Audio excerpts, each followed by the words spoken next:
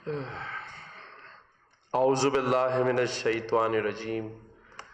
بسم اللہ الرحمن الرحیم۔ پروفیسر ڈاکٹر احمد مختار صاحب جو چیئرمین ہیں ہائر ایجوکیشن کمیشن کے اور میرے بڑے اچھے دوست بھی ہیں، انہوں نے آنا تھا لیکن ان کی فیملی میں کوئی ایک ایسا مسئلہ ہوا جس کی وجہ سے وہ نہیں آ سکے، لیکن میڈم شائستہ یہاں موجود ہیں، ان کی نمائندگی کر رہی ہیں، اور ہمارے جاوید میمن صاحب جو ہیں وہ، اگر میں ان کا چہرہ دیکھ لیتا ہوں تو مجھے لگتا ہے کہ احمد مختار صاحب موجود ہیں یہاں پہ، مختار احمد صاحب موجود۔ تو جو اچھا کام آپ سب مل جل کر رہے ہیں وہ ہونا تو چاہیے،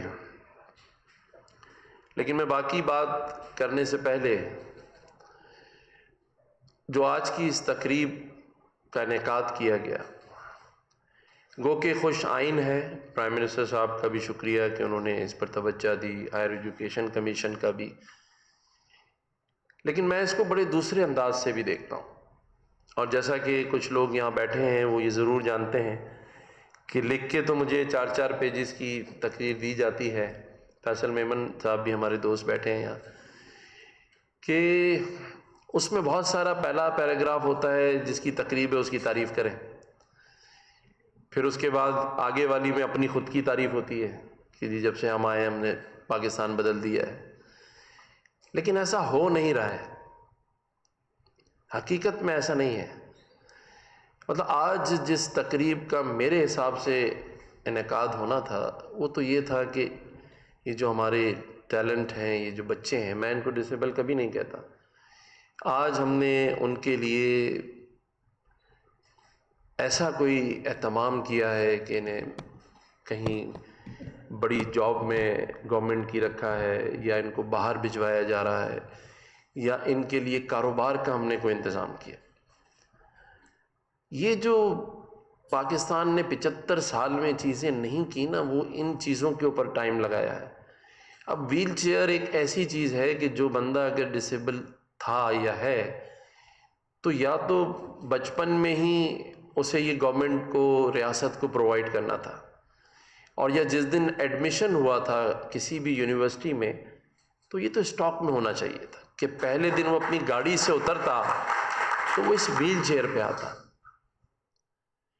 اسے اس ویل چیئر کے لیے کسی تقریب کا انتظار نہیں کرنا پڑتا۔ یہ ہمارا ان پہ کوئی احسان نہیں ہے، یہ تو ریاست کا کام ہے۔ ہم ریاست کے کاموں کے لیے بھی تقریبوں کا انعقاد کرتے ہیں، جیسا کہ میں ہمیشہ کہتا ہوں کہ جب سے میں گورنر سندھ بنا ہوں، جب بھی کسی ایوارڈ دینے اور لینے کی تقریب میں جاتا ہوں تو یہ ضرور پوچھتا ہوں کہ ایسا کیا ترقی کی ہے جو ایوارڈ دیے جا رہے ہیں لیجیے۔ ہاں، کوئی یونیورسٹی کا طالب علم فرسٹ آئے تو اس کو ضرور ایوارڈ ملنا چاہیے، لیکن مجھے تو لگتا ہے کہ پابندی ہونی چاہیے کسی بھی عوامی گورنمنٹ نمائندے کو کسی ایوارڈ لینے کے لیے، وہ اس لیے کہ 75 سالوں میں ہم نے ان سب کے لیے کیا کیا ہے، پاکستان کو ہم نے کہاں سے کہاں پہنچا دیا۔ اسی دربار ہال میں آج سے کچھ مہینے پہلے ہمارے پریزیڈنٹ عارف علوی صاحب، ان کی بیگم صاحبہ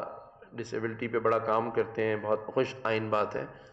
تو میں بھی اس تقریب میں 10 منٹ بیٹھ گیا، تو محترم پریزیڈنٹ صاحب کہہ رہے تھے کہ میں نے نادرا والوں کو بلا کے پچھلے دن میٹنگ کی اور کہا کہ جو ڈسیبل بچے ہیں ان کا جو آئی ڈی کارڈ میں نام ہے وہ ڈسیبل کا خانہ 18 سال کے بعد رکھا جائے یا 9 سال میں رکھا جائے، تو کچھ میرے پاس یہ والی تجویز آئی ہیں۔ جب انہوں نے بات کر کے ختم کی تو میں نے کہا پریزیڈنٹ صاحب مجھے 1 منٹ ذرا بولنے دیں، عموماً جب پریزیڈنٹ بات کر رہے ہوتے ہیں اس کے بعد بات نہیں کی جاتی، لیکن ان کی مہربانی کہ انہوں نے مجھے جب مائک دیا تو میں نے اسی دربار حال میں کہا تھا کہ ڈسیبلٹی کا جو کانسیپٹ ہے وہ ان کے لیے نہیں ہے، ڈسیبل ہم خود ہیں۔ جو قوم 75 سالوں میں یہ طے نہیں کر پائی کہ آئی ڈی کارڈ میں نام 9 سال میں ہوگا اور 18 سال میں ہوگا، وہ کیا کرے گی ان کے لیے؟ یعنی ابھی تک ہم یہ نتیجہ نہیں نکال سکے کہ یہ آئی ڈی کارڈ میں کون سی ٹائم پر یہ چیز لکھنی چاہیے۔ تو بدقسمتی تو ہے ہم سب کی کہ جو کام ریاستوں کو کئی سو سال یہ حکومتیں بننے کے بعد ہو جانا چاہیے تھا، ان کی تقاریب بھی آج ہو رہی ہے۔ حالانکہ خوش آئین بات ہے، ہونا چاہیے، میں مبارکباد پیش کرتا ہوں جن کو بھی یہ ویل چیئرز ملی ہیں، لیکن دکھ کے ساتھ مبارکباد پیش کرتا ہوں، اس لیے کہ یہ کوئی تقریب کس چیز کی ہے؟ اس میں تو ہمیں آپ کو کچھ دینا چاہیے، کیونکہ آپ نے جو یہاں تک پہنچے ہیں جس کوشش سے، جیسے میری اس بہن نے بات کی کہ ان کے لیے تو چھوٹی چھوٹی خوشیاں ہی سب کچھ ہیں، اور آج ہم اس بات پر خوش ہو رہے ہیں کہ ہم نے ان کو یہ ویل چیئر لے کے دی ہے، لیکن کیونکہ سارا نظام ہی ایسے چل رہا ہے اور اس کو شاید پتہ نہیں کب تک ایسے چلنا ہے۔ ہاں، یہ چینج ہو سکتا ہے اگر آپ ہم سب ٹھان لیں، جیسا کہ میں نے پہلے بھی اس دن جب آپ سب آئے تھے جو ایک کانفرنس رکھی تھی استحکام پاکستان پر، اس دن بھی میں نے کہا تھا کہ ہمیں پرائمری ایجوکیشن کمیشن بنانا ہے۔ یہ جو 5 سال کا بچہ ہے نا، وہیں سے ہم نے اگر کسی کو ویل چیئر چاہیے تو وہیں سے دینی ہے، وہیں سے ہم نے اس بچے کی تربیت کرنی ہے۔ 5 سال سے 8 سال کے بعد تربیت نہیں ہو سکتی، پھر تو جو پالش ہو گیا وہ ہائر ایجوکیشن کے حوالے ہے جاوید میمن صاحب کے، اس کو اور پالش کیے جائیں، لیکن جو را مٹیریل ہے نا وہ کرے گا آپ کا پرائمری ایجوکیشن کمیشن۔ تو اس پر آپ سب ساتھ دیں، کیونکہ اگر پرائمری ایجوکیشن کمیشن نہیں بنا تو ہم ہر قسم کی تکلیف کا ہمیشہ شکار رہیں گے۔ تو اس پر ہم سب کو کام کرنا ہے، اور یہ جتنے اسٹوڈنٹس یہاں بیٹھے ہیں، جیسے آپ کو گورنر ہاؤس آ کے خوشی ہوئی، تو میں آج آپ کی تمام یونیورسٹیز کے وائس چانسلر اور چانسلرز کو یہ کہہ رہا ہوں، جب جس کا دل ہو گورنر ہاؤس گھومنے کا وہ آئے، اس کے لیے 24 گھنٹے یا دروازے کھلے، کسی اجازت کی ضرورت نہیں ہے، کسی اپائنٹمنٹ کی ضرورت نہیں ہے۔ اگر یونیورسٹیز والوں کی طرف سے نہیں آ رہے تو اپنے گھر والوں سے کہیں کہ آ جائیں لے کے آپ کو۔ گورنر ہاؤس کا دروازہ بند نہیں ہے کسی کے لیے بھی، کیونکہ یہ دروازے تو ہیں ہی آپ لوگوں کے لیے، بدقسمتی تھی کہ بند کیے ہوئے تھے۔ تو کوشش کی ہے کہ یہ دروازے کھلے رہیں اور ہم سب مل جل کر اس پاکستان کے لیے کام کریں، اور کر سکتے ہیں۔ ابھی اس کے ساتھ ہی ہم نے انشاءاللہ آنے والے چند دنوں میں، مہینوں میں نہیں، ہفتوں میں نہیں، آئی ٹی کی کلاسز یہاں گورنر ہاؤس میں شروع ہو گئی، جس میں آپ وہ کورس کر سکتے ہیں جو کہ آج کی دنیا میں جس کی ڈیمانڈ ہے، جس سے آپ مہینے کے پاکستانی روپیز میں 15 سے 20 لاکھ روپے اور ڈالر میں 5 سے 7 ہزار ڈالر مہینہ کما سکتے ہیں۔ میں بات کر رہا ہوں ویب 3 کی، آرٹیفیشل انٹیلیجنس، میٹاورس، یہ والے کورسز، اور انشاءاللہ تعالی جو ٹیچرز ہم نے ہائر کیے ہیں، جو جس طرح سے ہم اس کا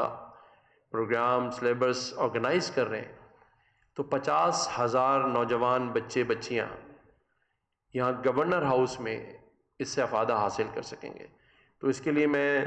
ہائر ایجوکیشن کمیشن کو بھی اور تمام یونیورسٹیز کے وائس چانسلرز کو بھی بھجواؤں گا، تو آپ کے یہاں سے بھی جو اس میں ایڈمیشن لینا چاہتا ہو وہ آئے، فری ہے، اس میں ہم لنچ بھی یہاں فری دے رہے ہیں، اور یہ روزانہ 1,000 بچوں کی 5 کلاسز ہوں گی ڈیلی اس گورنر ہاؤس کے اندر۔ تو یہی ہے کہ آپ لوگ کسی طرح ہم مل کر اس شہر میں اور اس صوبے میں رہنے والی جو غربت ہے، جو کہ نصیبوں میں لکھی جا رہی ہے، ان غریبوں کے ہی جو پہلے سے ہی مسائل اور مشکلات کا شکار ہیں، تو انشاءاللہ تعالی ہم سب مل جل کر اس سے نکلیں گے۔ اور جب تک میں اس منصب پر بیٹھا ہوں، یہ میرا وعدہ ہے، حالانکہ میں ہمیشہ کہتا ہوں کہ جب میرا انتخاب ہوا تو بڑی ایک جسے کہتے ہیں ریزسٹنس آئی، بلکہ ہماری تحریک انصاف کے جو اس وقت کے سربراہ تھے عمران خان صاحب، آپ سب کو یاد ہوگا، میڈیا موجود ہے، کہ انہوں نے کہا سندھ کا گورنر دیکھو اور مولا جٹ دیکھو۔ تو میں تو اس وقت بھی ان کا شکریہ ادا کیا تھا، لیکن اللہ کا نظام دیکھیں، کل پی ٹی آئی کے ایک اہم ترین رہنما مجھے ملنے آئے، میڈیا موجود ہے تو چلو میں بتا دوں، اور انہوں نے کہا کہ میری جب ابھی تھوڑے دن پہلے عمران خان سے 2-4 دن پہلے ہی ملاقات ہوئی،